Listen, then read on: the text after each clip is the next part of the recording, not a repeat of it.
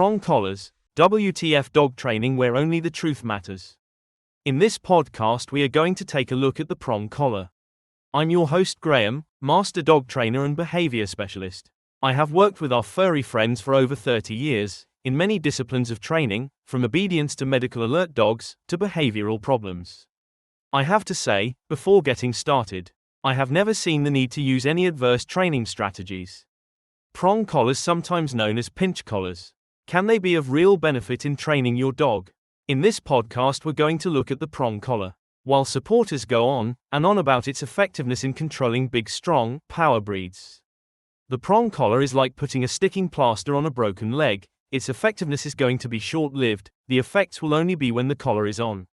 Changing to a flat collar the next time out, and the effects of the prong collar's gone. The bad behavior returns. I guess I should begin by explaining just what a prong collar, also known as a pinch collar, is. It is made from metal, prongs are entwined with the ends protruding out approximately 20 mm. The design is made that the prongs point down into the dog's neck. The collar wraps around the dog. When pulled, the prongs tighten into the dog's skin. Others are designed when closed, they pinch the dog. Some have rubber tips that can be removed, and in this case the metal tips are pointed. When the lead is pulled, the collar puts pressure on the dog's neck. It has no discrimination on where.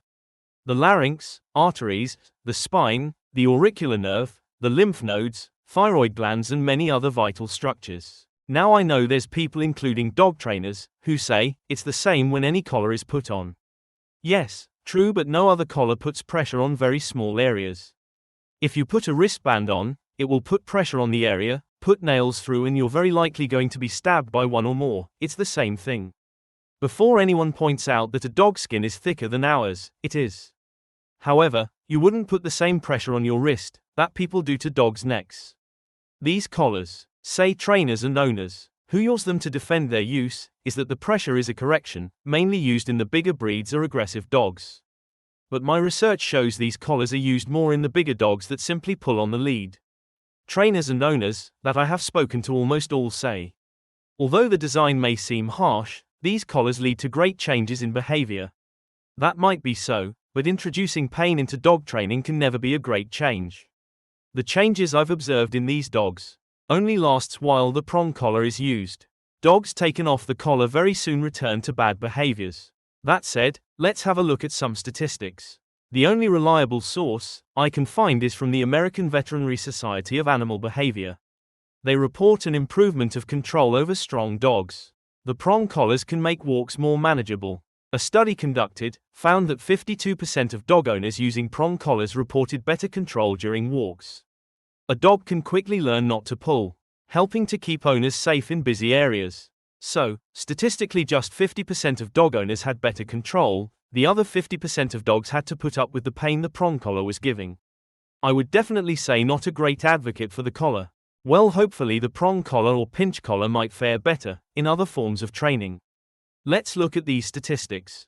Experienced trainers that used the prong collars said that in training, the down or sit exercises indicated a 30% increase in effectiveness in teaching a dog command's responsiveness. When compared to those trained with only positive reinforcement, all pets responded to the command, but the dog wearing the prong collar just performed the sit or down much quicker, making the main benefit a faster response.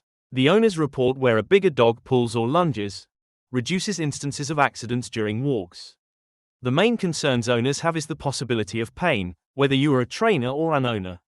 Reports show that over 30% of dogs who have worn a pinch collar develop a negative association, including anxiety, fear, especially on walks. One of my own issues with prong collars is the potential for misuse. Whether properly trained or not, owners may give corrections that are too harsh, leading to distress. Studies show approximately 40% of dog owners and trainers misapply these collars, unknowingly causing harm rather than encouraging positive behavior. Relying on prong collars, instead of addressing the behavioral problem, owners will rely on the prong collar for a quick fix. Owners will often avoid the more extensive training and socialization, thereby avoiding a lasting behavior change. Over 50% of owners have reported they felt their dogs became stressed and became resistant to training after using the prong collar. Using other more humane training techniques enhances training and therefore strengthens the bond between dog and owner. Surveys conducted has shown pets have above 60% in long-term improvements in overall obedience compared to reversive training. My final thoughts on the prong collars. The conversation around prong collars, I've had debate from both sides. While some dog owners find them beneficial, many trainers emphasize approaching their use with caution due to the risks of pain and misuse. Ultimately, at this junction without legislation, the decision to use a prong collar is one that every dog owner must make carefully. Weighing the pros and cons and considering alternative methods, myself and trainers we train and work with don't agree with prong collars. We don't even see the use even as a short-term solution whilst working towards long-term goals. The Happy Dog Training Academy would never support adverse training. WTF Dog Training working in conjunction with the Happy Dog Training Academy. A not-for-profit training academy, helping to train rescue pets. This has been your host, Graham. Thank you for watching.